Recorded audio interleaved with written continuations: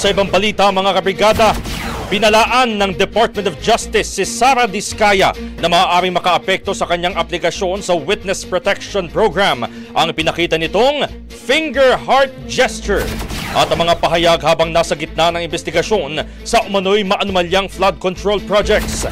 Ayon kay DOJ spokesperson Miko Clavano, ang kilos at mga sinabi ni Diskaya ay senyales ng kawalan ng sinseridad at pagiging kampante. Nitong Sabado'y nagtungo sina Sara at asawa na si Pacifico Curly Diskaya sa DOJ para sa pagpapatuloy ng case build-up laban sa ilang mambabatas at personalidad na sangkot umano sa mga proyekto. Kasama rin sa mga humihiling ng proteksyon mula sa DOJ ang mga dating engineer ng Department of Public Works and Highways o DPWH na sina Henry Alcantara, Bryce Hernandez at JP Mendoza.